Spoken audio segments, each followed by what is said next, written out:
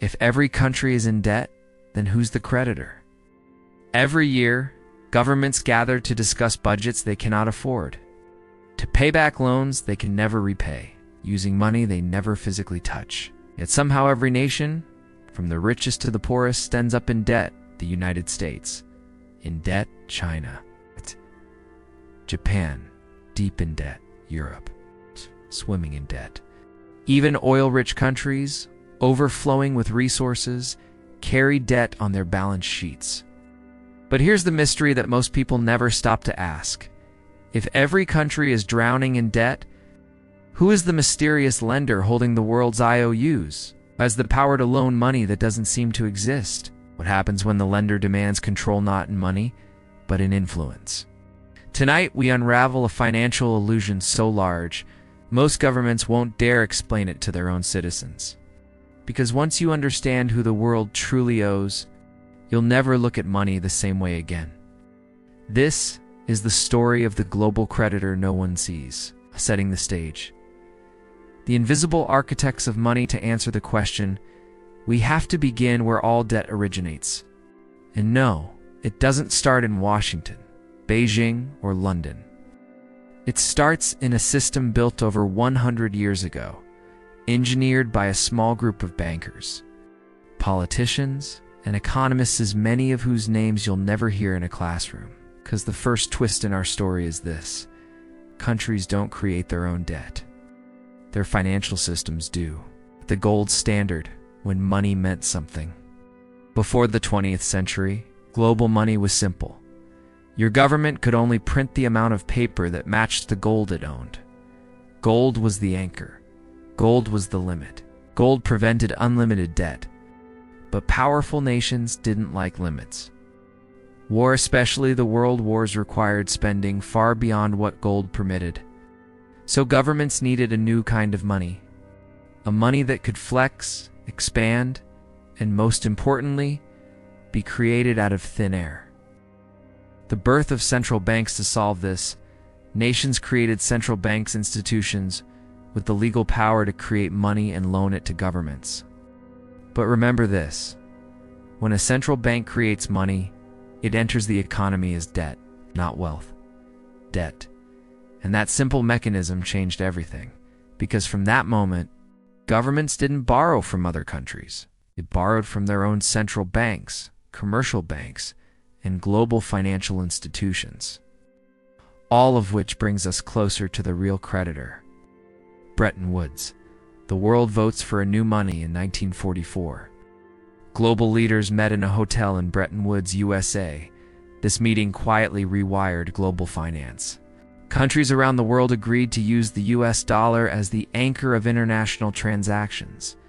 But here's the twist: only the US dollar was backed by gold. Everyone else just had to trust it. A decision made by a handful of men in a New Hampshire hotel set the stage for the world's future debt crisis. Origins of the global debt system. Now that money could be created without limits, debt exploded. But why did every nation get trapped in this system? The answer lies in one principle: debt is not a mistake of the system. You're not as the system. Let's unpack the chain reaction. Step 1. Governments spend more than they earn. Countries have national budgets, but they almost always spend more than they collect in taxes. That difference? It becomes national debt. Why do they overspend? Wars, infrastructure, public salaries, welfare systems, election promises. Debt becomes the default way of life. Step 2. Banks create money as loans. This is the part few people understand. When a commercial bank gives a loan, that money didn't exist the day before. Banks literally create money by typing numbers into an account. Governments borrow from those same banks through bond markets. This means nations get into debt, not with other countries first, but with their own banking system. Step 3. The rise of global lenders by the mid-20th century. New global institutions entered the scene. The International Monetary Fund, IMF, the World Bank, BIS, the Bank for International Settlements.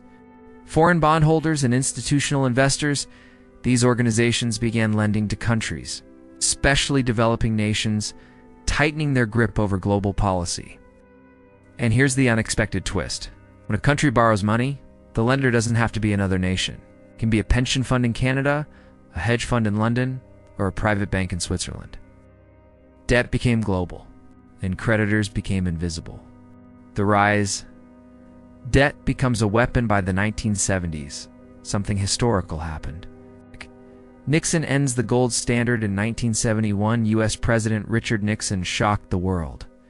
He broke the link between the dollar and gold. From that moment, money no longer had a physical limit. It was pure belief, pure trust, pure numbers. Now, governments could borrow infinitely. Banks could lend infinitely. Debt could grow infinitely. And so it did. The petrodollar trick to maintain global power. The U.S. formed agreements with oil-rich Gulf states. These states agreed to sell oil only in dollars. Every country now needed U.S. dollars to buy energy. This meant every nation, directly or indirectly, had to borrow or earn dollars to keep their economies running. Debt became an unavoidable reality. The financialization of everything. Wall Street, London, Frankfurt, and Hong Kong built entire industries around lending. Government bonds, corporate bonds, municipal debt, euro-dollar markets. Shadow banking. Debt wasn't just a burden. It was a business. A big one. Because behind every dollar borrowed was someone getting paid interest. Someone we haven't yet named. The breaking point. When countries can't pay back as debt grew, cracks appeared. The Latin America debt crisis. 1980s countries like Mexico and Brazil defaulted on massive loans. Their creditors?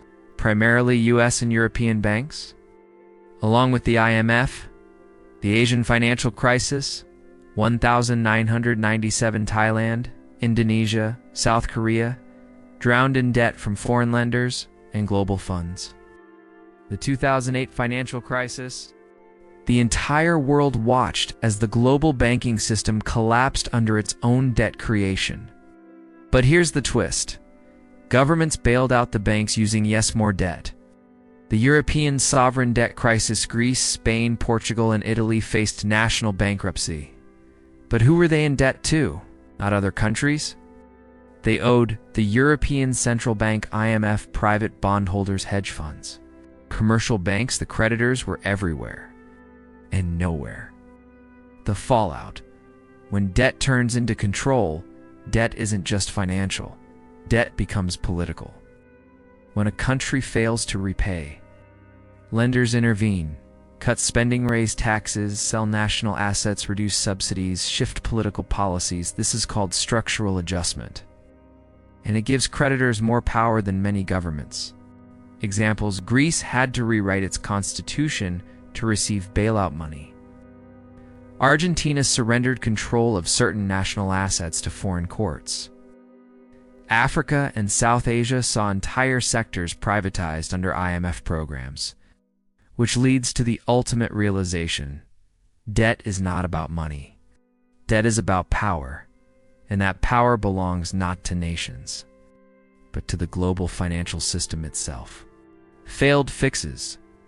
Why no reform works? Many economists proposed fixes: debt cancellation, debt restructuring, universal basic income, reducing interest rates, printing money, quantitative easing. But each fix created new problems. Why? Because the system treats debt as fuel. Without debt, modern economies collapse. If banks stop lending, no business grows.